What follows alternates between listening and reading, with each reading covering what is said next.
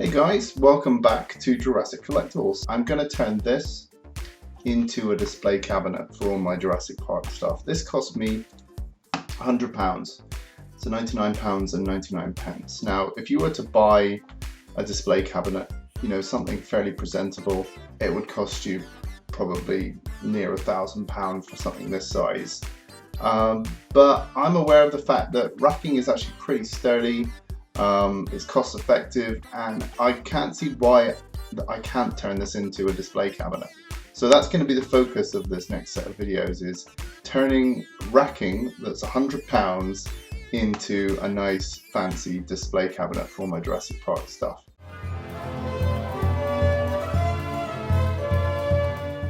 So here it is, the racking has arrived, and it all comes flat packed, ready to go in these really heavy packages, and inside will be the wooden paneling that will form the shelving for each layer, and I'm going to get those out first. So inside you can see it's like this medium density wood. It's not very thick, but actually I've seen thinner on these types of racking. So this stuff I'm going to want to upholster with some grey fabric, just to take it out of the realm of looking like racking and more like an actual display cabinet. Because if I didn't do anything with these shelves, this would literally be what's exposed on each layer. And I suppose for something like tools or stock, that's appropriate, but because I'm making a display cabinet, I just want to make it a little bit more presentable. Here's a quick look at the finish of the metal parts of the racking. And one of the reasons why I chose this racking is because of just the way it looks, the appearance. Okay, so the next and rather laborious stage is to sand each of these shelves, front and back, to give them a better surface for adhering the fabric to. They're a little bit shiny. It's essentially like an outer coating that's just on the top of the wood. I want to sand this back so that when I glue the fabric down, it really grips the wood. Also, I think the corners of the shelves will actually butt against the metal parts of the shelving, and covering that in fabric won't be a good idea because it won't fit properly. So I'm going to leave the corner parts exposed and probably paint those grey. So by sanding it back, it also means I've got a better surface for painting on because it will grip the wood better. So I've got my hand sander here. I'm just going to go through and sand all the sides for all of the shelves. So it is a little bit of a lengthy process, but it'll be worth it in the end. And where I'm working, I have an extractor fan, which is great for getting rid of the dust and getting that out of the air. And I'm also going to be using a respirator to keep the dust out of my lungs.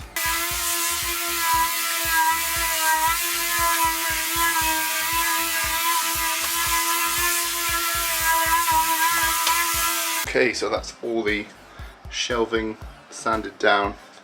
I might not even use all of these because I might space the shelves a little bit more than you would do in the usual racking, but it's best to be safe in case I do want to use them all. Okay, so now that I've sanded back all the wooden panels, the shelving, I'll just let you know that I'm going to be upholstering the top portion of each shelf. So that's the part where things are going to rest on. The underside is going to be painted grey because I don't want it to have this exposed wood finish. I don't think that looks very presentable, especially seeing as I've sanded it back now as well. So I'm going to be using this furniture paint by Rust-Oleum. It's actually anthracite too. Now I don't know if anthracite is just the type of grey colour or whether it's actually named after the fabric, but anyway, this is anthracite as well. It's not as dark as the fabric, but it doesn't matter. It's just to give a grey finish on the undersides of the shelves.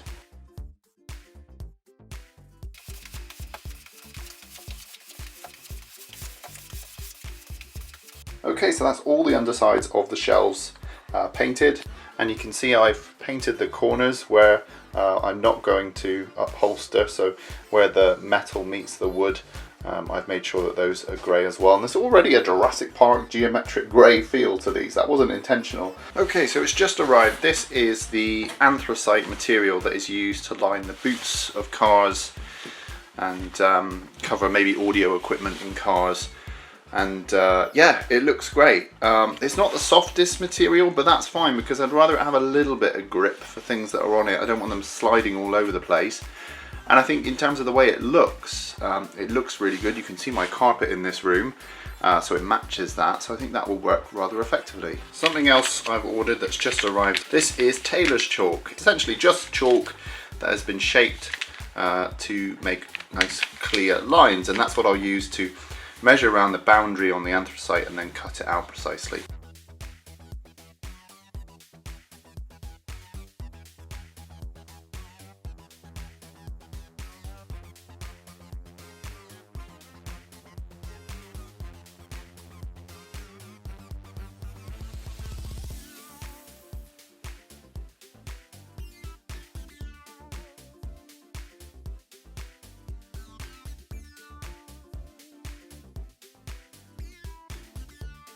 Okay, so I've got one of my shelves here, and I've got out a piece of fabric that's been cut to size.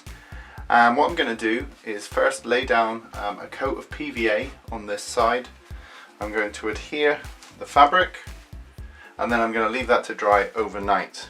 Now once that's dry, I can fold over the tabs on the four sides, cut any little extra bits that are sticking out, and then I'll have an upholstered shelf. You could use staples if you wanted to do that instead. Okay, so let's start putting on the PVA glue. Now, you don't need to be too precious about this. Just make sure you've got some PVA covering the surface.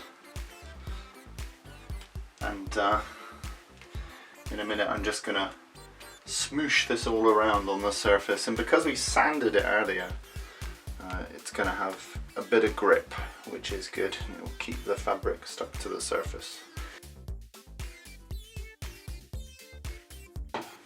And now I've got a gloved hand, and I'm just going to start swirling this around.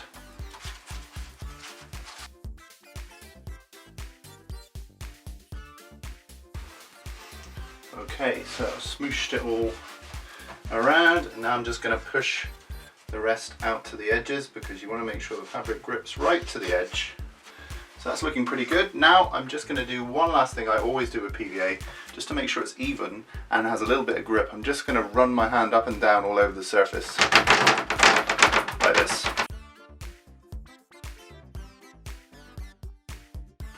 Okay, and then I'm going to lay down the fabric. There we go. And now I'm going to bring in the shelf and lay it on top, and I found this is the best way to apply the wood to the fabric. So do it this way instead. You can line it up, make sure the corners are lined up. Okay, just press it down a little bit. You can see I've still got some glue on my hands and it's just coming off on the surface, but don't worry, I can quickly wipe that off. Okay, that's good. Press down, and now I'm going to turn it over. Okay, there we go. So now I can leave that to dry overnight, and then tomorrow I'll come back and I'll fold over the edges to make this a nice, neatly upholstered shelf. Fairly simple, all achieved with just some PVA glue and a little bit of patience. Okay, so it's been 24 hours and the fabric is now glued to the surface. What we want to do now is glue the tabs, the edges, to the opposite side. So essentially what we're going to do is fold these over and glue them to here. So first of all, what I want to do is put some glue along here, and then I'm going to fold it over, push it over, and bulldog clip all the way along to the edges.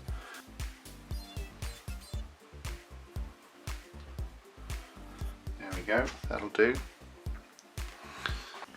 And put a bulldog clip in there for the first one.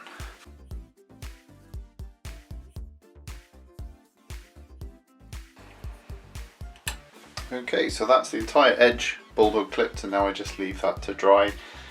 You can do these adjacent edges, so you can start doing these and folding those over and bulldog clipping those, so you can get, you know, quite a lot glued down fairly quickly. Okay, so I'm back online, and this time I'm looking at cost-effective lighting for my display cabinets.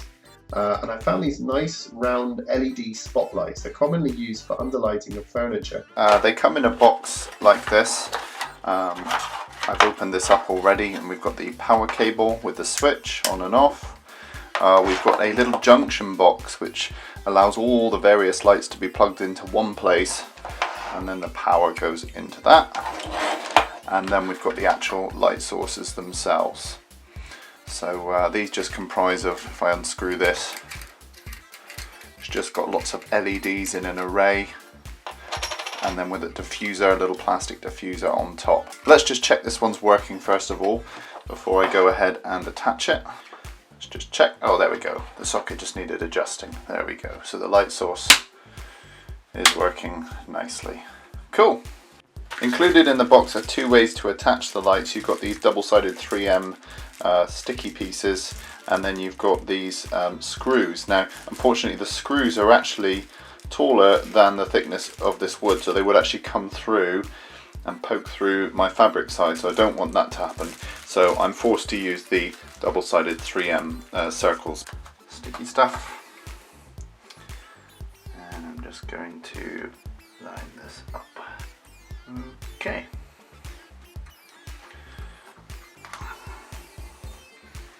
Okie dokie, that's one attached. Okay, so a little extra I've been doing with my racking, and you don't have to do this. I've been using this Plumber's aluminium reflective tape. You can get it at most hardware or DIY stores.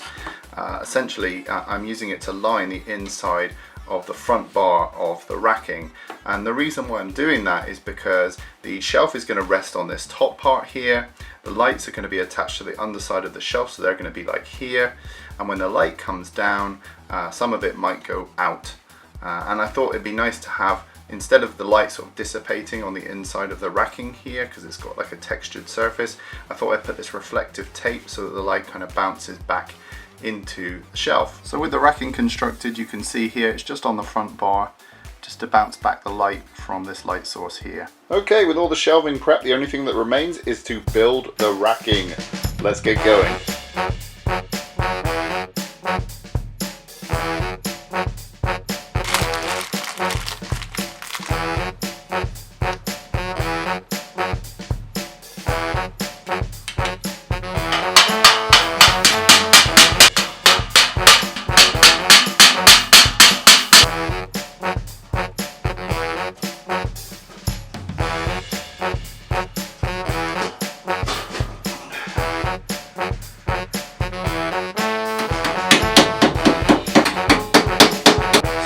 Wire management. You can see I've got a load of wires hanging down from my LEDs, and ideally I want to guide these around the back of the racking so that they're not visible. Now I could just tape them to the inside here and to the back of the racking, because you're never going to see it, but I think that's a little bit messy. So I've invested in two types of plastic trunking which are used to house the cables and keep them all tidy. Essentially they're like a tube, a half tube of plastic, and they actually open up, so like that, and then you can put the wires down the middle, close this up, and then on the other side is some sticky back plastic, and I can just stick that on the racking or to the underside of the shelves. So I've got this skinny silver trunking to go underneath the shelves and guide cables away under the shelving, and then these bigger trunkings are for the back of the racking, where you've got lots of wires kind of all gathering together, where all the LEDs are coming together. Here you can see how the skinny trunking blends in with the grey that I've painted on the underside of the shelf, and I've just guided this one to the corner of the racking, because on the corner of the racking is that diagonal bit which actually presents a hole for the actual cable to come out of. And then you can see how the chunky trunking is taking that cable down the back of the racking, and all the power cables just run into this conduit underneath one of the lower shelves, and then out the bottom of the trunking I have the power cables which would go into the plug sockets. So you can see how the trunking looks along the back of the racking. Very neat and tidy. So most racking comes in an upper and lower part, and actually what I've done is made sure that the trunking separates where the upper and lower part does, because if I ever wanted to take this thing apart, if I'd put a giant piece of trunking over this, then obviously I'd have to take that all off. The lights in all of my racking end up using 3 plug sockets, and you can see the cables just running down the back there. Those are the actual on switches. To make turning on and off the lights easier, I've actually got these automated plug sockets. These work remotely, and just switch on a power source, which is really handy. And then I can simply turn them on individually, or I can turn them all on and off. So let's turn them all off, and that turns them all on. So that's pretty cool. And just to make life easy, I put these Velcro pads on the back of the remote, and that can go on the wall like so. Kind of a non-permanent solution. And I can turn the lights on or off from the wall. So there we have it. The racking is complete. It's been a little bit of work planning this out and getting it all done. But now that I'm done, I'm really pleased with the results. For a Jurassic Park display, I think it's got the right amount of sort of an industrial, sciencey look, which I'm really pleased about. And I think next I'd like to apply some clear acrylic to the front of these cabinets to make them more like an actual display cabinet. And maybe on the ends there I'll apply some sheets of wood just to kind of cap off the ends so they feel more like enclosed spaces. But overall I'm really pleased with the results, and I hope you guys have enjoyed this quick video showing you my build. Okay, rate, comment and subscribe, and I'll see you guys in the next video.